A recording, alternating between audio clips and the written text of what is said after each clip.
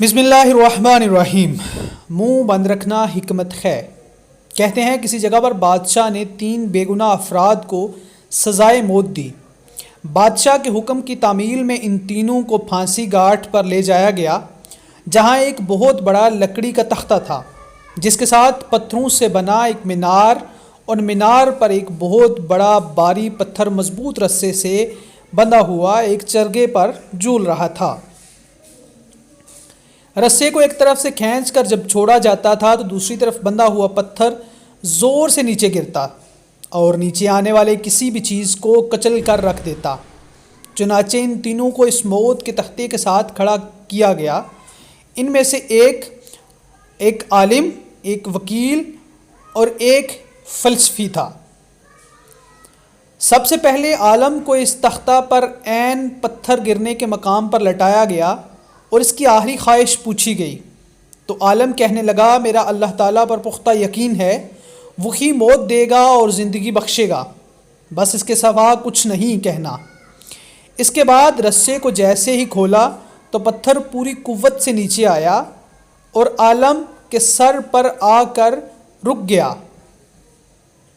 یہ دیکھ کر سب حیران رہ گئے اور عالم کے پختہ یقین کی وجہ سے اس کی جان بچ گئی اور رسہ واپس کھینچ لیا گیا۔ اس کے بعد وکیل کی باری تھی۔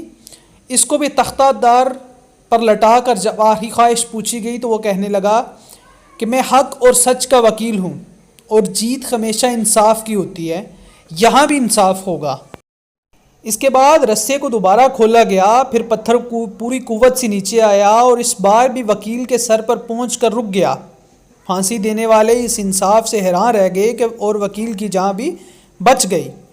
اس کے بعد فلسفی کی باری تھی۔ جب تختے پر لٹا کر آخری خواہش کا پوچھا گیا تو وہ کہنے لگا، عالم کو تو نہ ہی اللہ نے بچایا ہے اور نہ ہی وکیل کو اس کے انصاف نے۔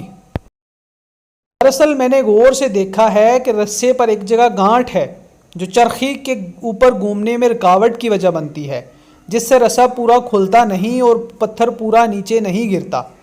فلسفی کی بات سن کر سب نے رسے کو بغور دیکھا تو وہاں واقعی گانٹھ تھی۔ انہوں نے جب وہ گانٹھ کھول کر رسہ آزاد کیا تو پتھر پوری قوت سے نیچے گرا اور فلسفی کا ذہین سر کچل کر رکھ دیا۔ حقائق کا نتیجہ، بعض اوقات بہت کچھ جانتے ہوئے بھی منہ بند رکھنا حکمت ہے، حکمت میں شمار ہوتا ہے۔ اس طرح کے مزید واقعات اور سبق آموز کہانیاں پڑھنے اور سننے کے لیے چینل کو ضرور سبسکرائب کریں۔ آپ کا بہت شکریہ۔